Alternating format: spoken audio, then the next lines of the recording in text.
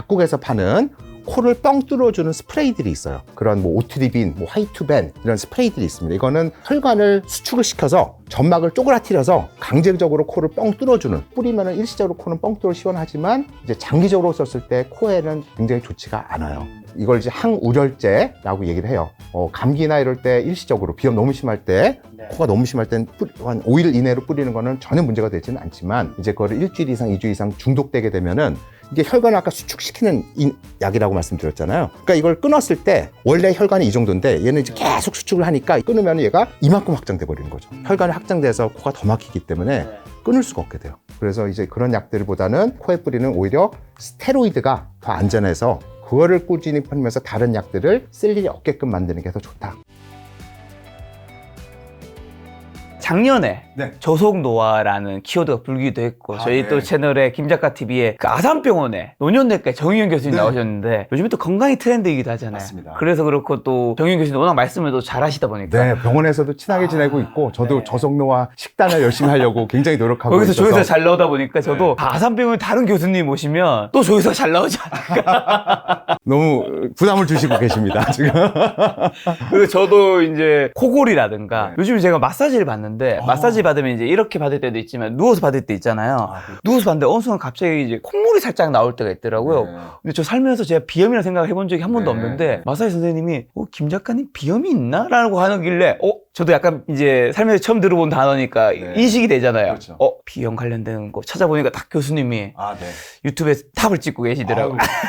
불러주셔서 감사합니다. 그래서 아산병원 많은 분들이 좋아하는 우리나라에서 최고의 병원이죠. 교수님 모시고 오늘 비염, 코골이, 그리고 피부, 제가 요즘 피부에 관심이 많아서 여쭤보려고 하는데, 비염이 일단 정확하게 뭐고 비염이 생기는 원인은 뭔가요? 그래서 이제 비염 자체 이름, 뭐 한 분들은 코비, 염증형, 코에 염증이 생기는 병이죠. 코에 염증. 그러니까 염증이 생기면은 우리가 빨갛게 되잖아요. 부어오르고, 그다음에 어떤 때 진물도 나고, 자극되면 아프거나 간질간질하고 이렇게 돼. 그게 코에 생기는 거죠. 그래서 코는 이제 촉촉한 점막으로 되어 있으니까 염증이 빨갛게 생기면서 부어오르니까 공간이 좁아지니까 코가 막히고. 근데 거기서 진물 같은 게 나오잖아요. 왜냐면 혈관이 확장되면서 부어오르기 때문에 혈관 틈새로 물이 새어 나와요. 그러면서 이제 콧물 같은 게 나오고, 또 우리 피부나 이런 데 염증 생기면 가렵거나 아픈데 여기도 역시 간질간질하니까 재채기가 나오거나 어쩌면 통증도 생길 수도 있고, 그런 것들이 이제 비염의 증상이다 이렇게 이해하시면 되는데, 그 염증이 그러면 도대체 왜 생기느냐? 가장 대표적인 거는 알레르기 비염인 거죠. 그래서 알레르기 비염, 어떤 진먼지 진드기, 꽃가루, 우리 강아지 털, 고양이 털 이런 것들에 이제 그런 것들에 대해서 내 몸이 특이 체질처럼 그거를 반응을 해서 이제 염증이 생기는 게 제일 흔하겠고, 그 다음에는 이제 우리가 오염, 미세먼지, 아니면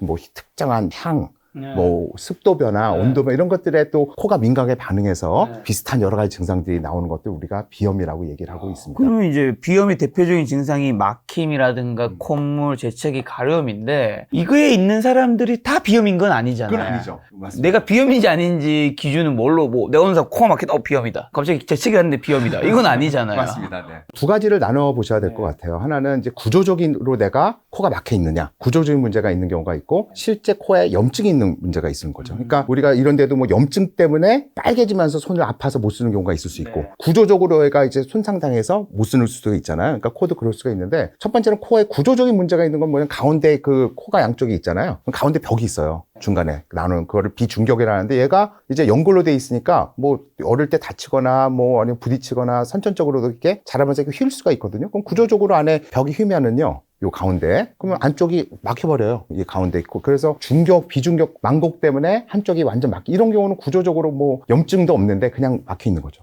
그리고 또 어렸을 때 비염이 있어서 이제 그 안에 염증 때문에 거기가 벽이 두꺼워질 수 있거든요. 그런 것들이 나중에 비염 자체는 뭐 체질이 바뀌어서 좋아졌지만 이렇게 두꺼워져 있던 게 그대로 있어서 막을 수도 있고. 그러니까 구조적인 걸로 막히는 경우는 사실은 뭐 비염은 아니다. 그렇지만 그걸로도 코가 막힐 수 있고, 이거는 이제 이비인후과에 가서 수술을 하셔야 되는 거죠.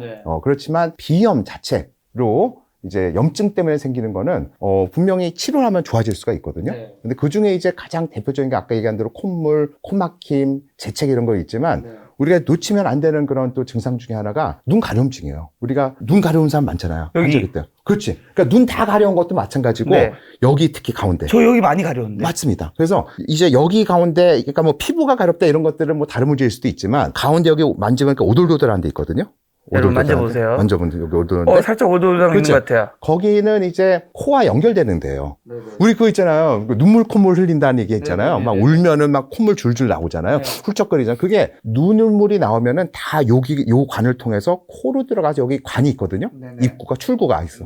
그 출구를 통해서 돼서 목 뒤로 흘러서 삼키게 돼 있는데 왈칵 눈물이 나오면은 바로 이렇게 앞으로 좀 넘쳐니까 사실은 콧물이 나오는 게 아니라 그거는 눈물이 이 관을 타고 내려와서 흘러 나오는 거거든요. 코 안에 염증이 있으면 그 관을 타고 염증이 올라오니까 여기까지 가려울 수 있는 거고 더 나가서 눈 전체가 다 가려울 수 있어요. 또 코와 신경에 가려운 그 신경이 실제로는 연결돼 있기 때문에 코에 염증이 있으면 눈도 가니까 우리가 눈 가려우면 다 결막염이라고 생각하거든요. 근데 이게 문제가 되는 게 뭐냐면요. 비염이 어렸을 때부터 있던 분들 있잖아요. 이런 분들은 코 막히고 그게 정상이라고 생각해요.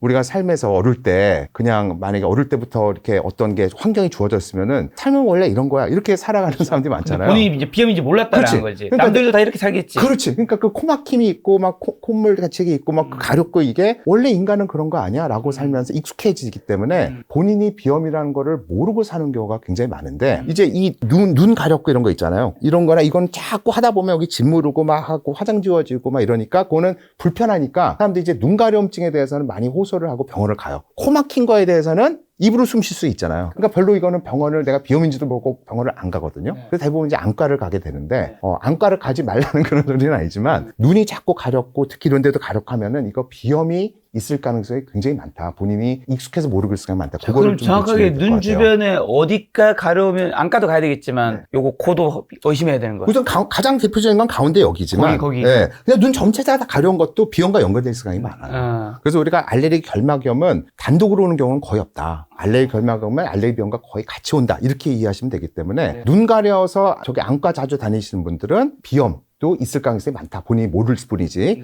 그렇게 이제 생각을 하셔야 되는 게 맞겠고. 이런데 눈썹 있잖아요. 눈썹 있는데 그런 데가 가려운 거는 이제 비염과는 상관이 없는 건데 없겠죠. 눈 알 자체 결막을 쫙 하면 눈물도 나고 이렇게 눈 전체를 막 비비게 되고 이런 것들은 제가 볼 땐 비염이 있을 가능성이 많다. 그렇게 보시면 됩니다. 그러면 본인이 이제 비염을 가지고 요 눈 주변 말고요. 병원을 가야 된다라는 좀 기준점은 뭘로 잡아야 될까요? 우선은 뭐 여러 가지가 있겠지만 아까 눈 가려운 것도 있지만 첫 번째는 코가 막 뒤로 많이 넘어가는 분들이 있어요. 그러니까 우리가 가래가 사실은 그 다 가래 나오면은 난 다 폐가 기관지가 안 좋아 이렇게 생각하시는 거 많은데 코가 가래 일반적으로는 가장 큰 원인이에요. 이번 겨울에 감기 걸리셨나요, 김 작가님? 뭐 한 번 걸렸던 것 그렇죠. 같은데. 그때도 막 가래 많이 나오잖아요. 많이 나오죠. 그 가래가 다 여기서 나온 것 같잖아요. 대부분 코에서 넘어가는 거예요. 우리 코는 여기만이 아니라 이거 광대뼈 안 이런데 동굴들이 있어요, 뼈 안에. 해골을 잘라보면은요, 머그컵 물 한 잔이 가득 다 들어가는 공간이 있어요. 그래서 그 공간이 뭐냐면 우리가 숨을 쉬면은 거기로 환기도 되고 우리 소리 내잖아요. 이렇게 그게 울림이 되는 동굴도 되는 거죠. 그런데 그 안에서 표면적은 굉장히 넓거든요. 그러니까 그 안에서 염증에 막 물기들이 촉촉하게 나와요. 그게 하루에 얼마큼이 만들어지면 한 1리터에서 1.5리터가 만들어져요. 1리터가 넘게. 지금 이 순간도 이 시청자 여러분들 마찬가지고 김장님도 지금 목 뒤로 콧물이 좀 흐르고 있을까요? 안 흐를까요? 흐르고 있어요. 그래서 눈물도 아까 코로 다 넘어가고 코도 넘어가기 때문에 하루에 1리터에서 1.5리터가 줄줄 흐르고 있는데 느낌이 없다는 거죠. 그러니까 느낌이 없다는 게 그게 존재하지 않는 게 아니라 계속 넘어가고 있습니다. 감기 걸려도 가래가 여기서 나오는 것 같아요. 그렇지만 사실은 느낌이 없이 코에서 끈적한 게 계속 넘어가서 이게 여기 고였다가 그게 기치면서 가래로 나오는 거예요. 누런 가래가 다 사실은 부위동염, 축농증처럼 생긴 게 넘어오는 거다. 그렇게 이해하시면 되거든요. 그래서 그렇게 코가 막 뒤로 자주 넘어가고 가래가 많이 낄 때도 역시 비염이 있을 가능성이 있다는 거 꼭 염두를 해두셔야 된다고 생각을 하고. 그럼 병원 어디를 가야 되는 거예요? 가장 대표적인 건 알레르기 내과를 오셔야죠. 알레르기 내과. 근데 바깥에는 알레르기 내과가 없지 않아요? 네, 알레르기 내과는 주로 이제 대학병원급에 있고요. 우리 알레르기 내과로 있거나 아니면 알레르기 내과가 대부분 알레르기 질환이 뭐 피부로도 오고 음식도 있지만 호흡기, 비염, 천식도 알레르기 질환이거든요. 그러니까 이제 호흡기 알레르기 내과 이렇게 있는 경우가 이제 대학병원 많고 이제 내과를 가셔도 되고 이비인후과를 가셔도 되고 코가 안 좋으시면 이비인후과 가시는 것도 좋고 그렇게 어디든지 가까운 데 가시면 됩니다. 그다음에 마지막으로 이제 또 코 비염을 의심해 봐야 될 거. 이건 이제 비염일 수도 있고 구조적인 문제일 수도 있지만 사실 많은 분들이 이게 비염은 밤에 나빠지는데 밤에 잘 때 입을 벌리고 입으로 숨 쉬고 자거든요. 그렇죠. 그리고 원래 인간은 그렇게 입으로 숨 쉬고 잔다고 생각을 해요. 근데 내가 입을 다물고 사실 한쪽 코를 막고도 한 5분 이상 숨을 쉴 수 있어야 돼요.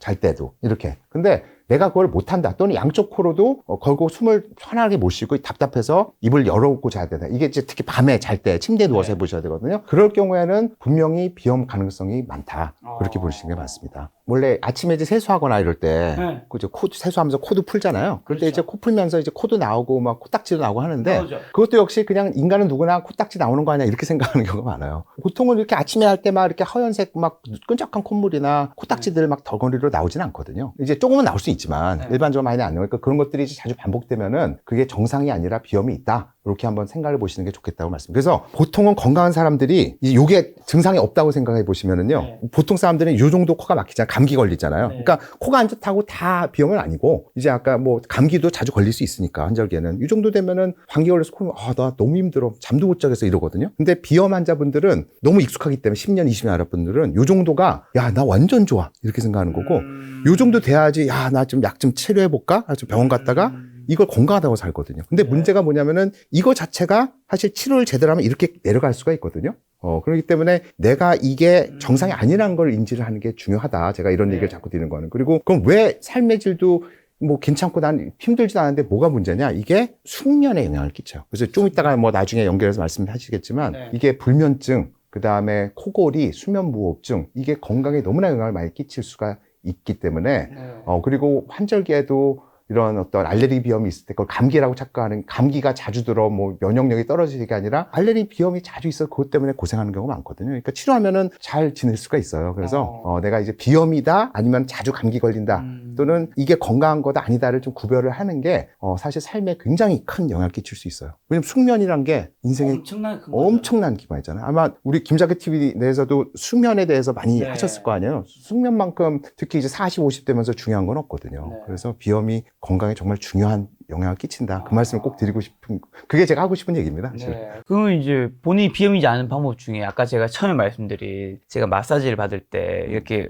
얼굴을 파묻고 누워 있잖아요. 네네. 괜찮은 날도 있는데 한 20% 30% 정도는 콧물이 흐를 때가 있어요. 그렇죠. 그거는 일반적으로 이제 저도 이제 다른 사람이 그렇게 콧물이 나는지 안 나는지를 모르는 거잖아요. 그렇죠. 네. 그래서 여쭤보는 거예요. 아, 네. 그거면 비염일 확률이 있는 거예요? 아니면 다들 원래 이렇게 누워서 있으면 그냥 콧물이 나오는 건가요? 아니요. 콧물이 나오진 않죠.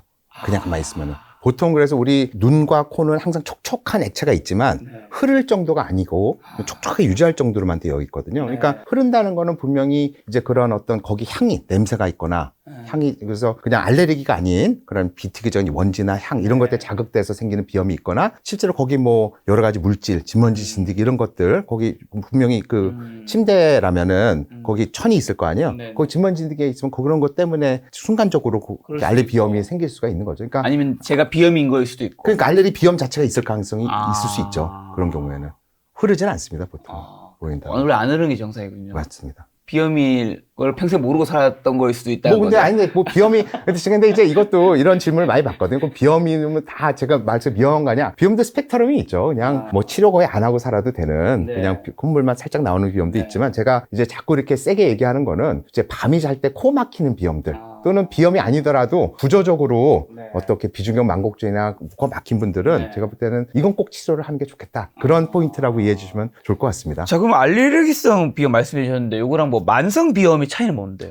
네. 만성비염이 가장 큰 카테고리라고 보시면 돼요. 네. 만성적으로 코에 염증이 있다. 근데 그 안에 이제 아까 말한 대로 진먼진딩이나 이런 꽃가루나 이런 것들 때문에 생기는 알레르기 비염이 있고 그런 거와 무관하게 어떤 뭐 미세먼지, 온도 변화, 여러 상황, 신경 변화 이런 것들에 생기는 알레르기가 아닌 만성비염이 있는 거고 그 외에 이제 구조적인 문제 때문에 생기는 것들 이렇게 네. 나눠지니까 만성비염이라는 게 어떻게 보면 큰 카테고리라고 보시면 될 것 같습니다. 그럼 비염이 장기간 좀 지속되면 뭐 합병증 어떤 게 생길 수 있는 건가? 아까 말씀하신 수면할 때 그런 것들이 전부인 건가요? 아니면 아닙니다. 다른 것들? 그렇죠. 그래서 이제 여기가 이제 코가 있으니까 우선 코로 숨 쉬는 거니까 아까 코골이나 수면무호흡증 이게 수면의 영향이 이제 가장 크다. 그게 이제 첫 번째겠고 이 귀 있죠. 우리 하품하면 이렇게 비행기 타면 이렇게 뻥 뚫리는 거 있잖아요. 맞아요. 그게 이제 유스타키안 튜브라고 코 안과 아까 눈도 연결돼 있지만 눈물샘, 코와 귀도 연결돼 있거든요. 공기가 연결돼 있는데 그 코에 염증이 있으면 그게 이제 막히게 되는 거거든요. 역시 그러다 보면은 중이염의 위험이 높아지고요. 그래서 중이염도 잘 생기다고 되어 있고 코와 기관지는 사실은 하나예요. 우리는 이제 호흡을 공부할 때 의학적으로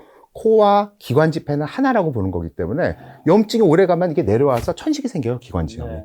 그러니까 비염 조절 안 하면은 천식 기관지염까지 발생할 수 있다. 그래서 천식 비염 환자의 3분의 1이 살다 보면은 천식이 발생할 수가 있다고 되어 있습니다. 그러니까 잘 조절을 하는 게 되게 필요하고 뭐 입천장이 가렵다든지 뭐 눈이 가렵다든지 이런 것들이 다 영향을 끼쳐서 삶의 질을 괴롭힐 수가 있죠. 자, 그럼 비염 환자분들 꽉 막힌 코를 시원하게 뚫는 방법은 좀 대표적으로 어떤 게 있죠? 이제 치료에 이거를 꼭 세뇌를 시켜드리고 싶은데 제가 비강분무 스테로이드라는 약이 있어요.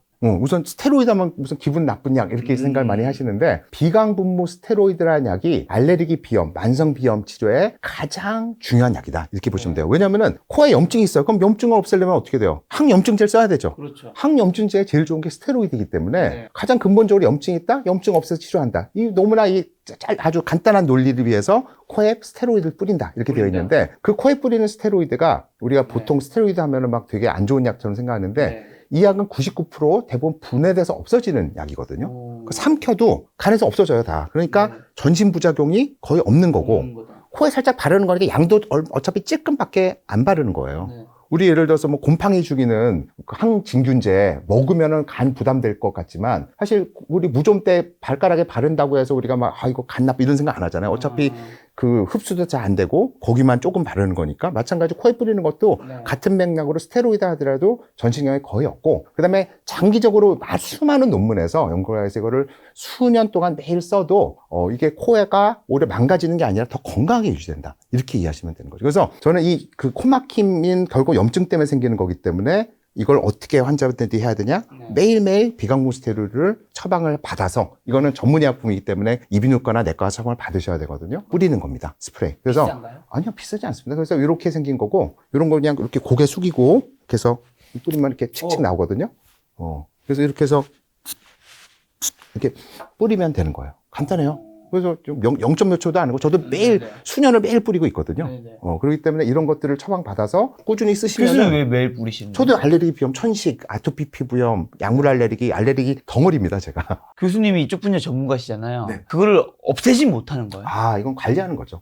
관리는 없애지 못해. 그래서 이거를 이렇게 보시면 돼요. 많은 분들이 이제 이거를 처방받았을 때, 비강분 스테로이드 처방받았을 때 첫 번째 질문이 아니 이거 스테로이드인데 써도 돼요? 그럼 아까 제가 말씀드렸지만 이거 애들한테도 만 2살짜리한테도 안전하다고 FDA에서는 되어 있고 임산부도 써도 된다고 되어 있거든요.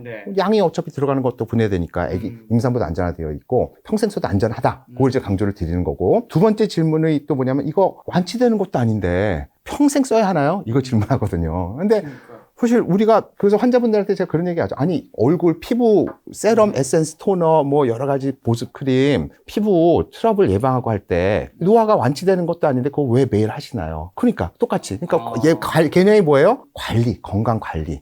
안 하면 피부에 트러블 염증 생기잖아요. 우리 이빨도 마찬가지지만 양치를 안 하면 어떻게 돼요? 치주염 100% 생기잖아요. 100% 치주염은 생긴단 말이에요. 그러니까 뭔가 뭐랄까 그걸 안 생기게 양치를 하는 거잖아요. 의사한테만 처음 받을 수 있는 약품이라는 거에 대한 부담감은 있지만 이것도 마찬가지로 부작용은 없지만 어차피 만성비염이나 알레르기 비염 있는 사람들은 코 염증이 계속 생기는 거잖아요. 진먼지 알레르기 있는 사람들은 매일매일 진먼지 여기도 있어요, 다. 그렇기 때문에 어차피 생기는 거기 때문에 이걸 꾸준히 해서 예방 관리해서 트러블 없이 건강하게. 그러니까 바르는 거니까. 그래서 저는 이걸 항상 일반적으로 전문의학에서 처방 받아야 되는 거 빼고는 개념 자체는 얼굴에 세럼 에센스나 토너 이렇게 피부 관리하는 거 양치질 매일 하는 개념과 똑같이 꾸준히 매일 하시면은 수면도 좋고 코도 좋고 건강하게 100세까지 코를 잘 숨쉬고 살 수 있다. 그런 개념으로 쓰라고 제가 말씀을 드리는 거죠. 비강에 분무하는 스테로이드입니다. 스테로이드. 달라고 하면 의사가 뭐 상태 관계없이 다 처방해 주는 건가요? 그건 아니죠. 이제 주로는 코막힘이 있거나 비염이 심할 때 이렇게 처방을 하는데 많은 분들이 스테로이드 자체에 의사들도 부담스러워하는 분들이 있어요. 아주 전문가가 아닌 분들은. 근데 이거는 제가 말씀드리지만 전 세계 학회에서 인정하는 알레르기 비염이나 만성 비염의 1등 약이고 가장 안전하다고 되어 있기 때문에 이거를 만약에 위험하다고 처방 안 준다 그러면은 제가 우리 구독자님들은 알겠습니다 나와서 이거 처방을 좀 다른 병원 가시라. 비염이 오래되신 분들은 세계적 인정 받았으니까. 그렇죠. 이건 뭐 학술적으로 제가 뭐 자신 있게 학회에서도 얘기할 수 있는 거니까 요거에 대한 안정성과 효과는 제일 탑이다. 그렇게 이해하시면 될 것 같고요. 두 번째 방법이 뭐가 있냐면은 이제 코가 또 하나는 코딱지, 피딱지가 있어서 막힐 수가 있어요. 우리 끈적한 왜냐면 코가 굉장히 좁은 통로예요. 사실 뻥 뚫려지지가 않고 세로로 긴 아주 그 복도 같아요.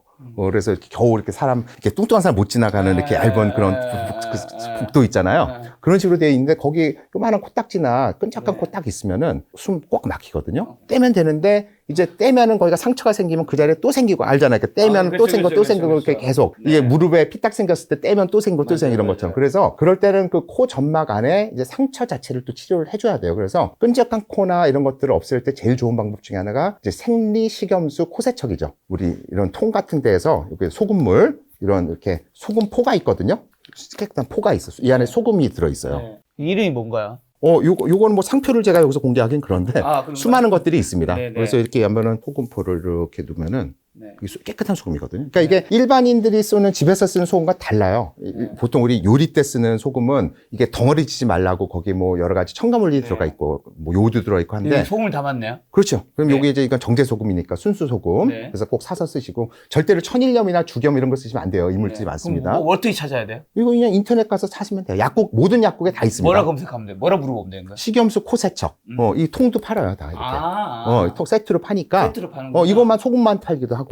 그래서 이렇게 사서 쓰시면 여기다가 이제 정수기 물 있죠? 깨끗한 물이나 아니면은 이런 생수물 이런 거 여기다가 넣어서 한 다음에 미지근하게 뭐 미지한물 넣어도 되고 전자레인지에 30초 데펴서 어떤 약간 한 30초 전후 되게 해서 이제 뚜껑을 닫고 그다음에 이 식염수를 코에다가 이렇게 짜서 하면은 한쪽 코로 들어서 반대쪽 코로 나오거든요. 그러면서 코에 끈적한 코딱지 이런 걸 싹 내기 때문에 코가 막 뒤로 넘어가서 기침하는 것도 좋게 감기 때 아까 초반에 말씀했지만 우리 감기 때 끈적한 코 가래 기침은 다 코에서 나오는 거거든요. 이걸로 하면 그런 것들도 깨끗해질 뿐만 아니라 뭐 알레르기 비염 환자 꽃가루 알레르기 때 나갔다 오면 꽃가루도 없앨 수 있고 강아지 털 알레르기 있는 환자 코에 자기 전에 강아지 털 들은 것들이 깨끗할 수 있고 상처도 치유되고 그럼 코 막힘도 개선되기 때문에 이런 생리식염수 코세척이 이제 보조적으로 도움이 될 수 있다. 아까 다시 강조드리지만 알레르기 비염의 최고의 치료제는 코에 뿌리는 스테로이드다. 안전한 약이고 그 다음에 이제 이걸로 해서도 안 되는 그런 코딱지 피딱지들이 있어요.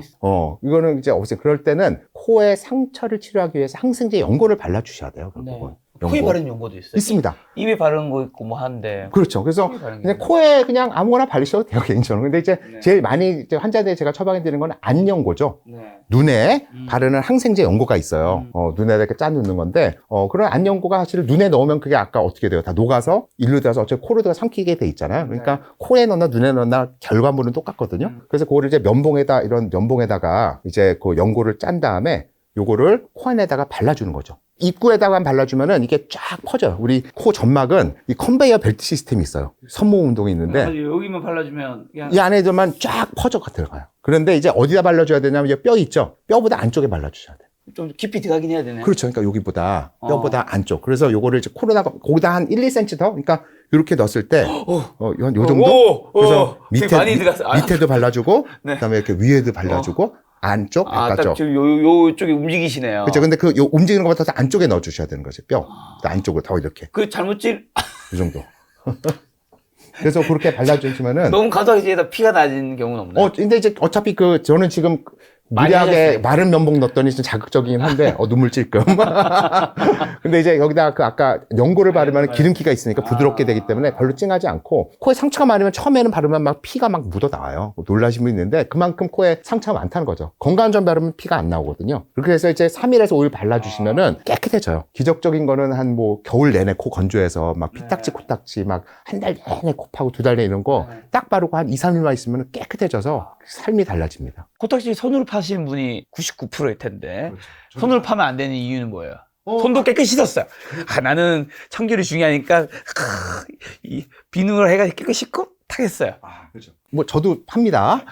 하는데 기본적으로 팔 때 이 뭉뚱한 손으로 안 되고 결국은 코딱지 끄집어내려면 손톱으로 끄집어내야 되잖아요. 그리고 이제 손톱으로 하는데 점막에 이제 상처가 생기면은 아까 얘기한 대로 그 자리가 결국 계속 코딱지 비딱지가 계속적으로 생겨요. 한번 생기면. 그리고 또 하나는 아무리 깨끗이 씻어도 손에는 균이 가장 들어온 데가 손이기 때문에 어차피 균이 자랄 수밖에 없습니다. 그렇기 때문에 가난한 코 파지 마시고 코를 파서 상처가 생기면은 이런 연고 같은 거. 그리고 이거 없으면은 일반 약국에서 그냥 뭐 에스로반, 닥트로반 또는 뭐 후시딘 이런 항생제 연고 있거든요. 그거 그냥 바르셔도 전혀 문제가 없습니다. 어차피 그거 상처에 몸에 들어가도 되는 약으로 되어 있는 거기 때문에. 대표적으로 요 3가지 방법이 있다는 거네요. 그렇죠. 식염수 코세척. 이게 이제 코를 뚫게 관리해주는 약간 먹는 약이 아닌 이제 그런 것들이 있다 보시면 되고. 그다음에 추가적으로 이제 또 약을 몇 개 말씀드리면은 가장 이거는 이제 보통 많은 분들이 경험하는 건데 약국에서 파는 코를 뻥 뚫어주는 스프레이들이 있어요. 이걸 감기 때 많이 쓰는 거죠. 그래서 제가 이제 코에 뿌리는 비염 스프레이 하면 대부분 일반 약으로 파는 그런 뭐 오트리빈, 뭐 화이투벤 이런 스프레이들이 있습니다. 이거는 혈관을 수축을 시켜서 점막을 쪼그라뜨려서 강제적으로 코를 뻥 뚫어주는, 점막 쪼그라뜨려주는 약인데, 이건 이제 염증을 없애주는 건 아니고 일부 물리적으로 이제 코를 뚫어주는 약이기 때문에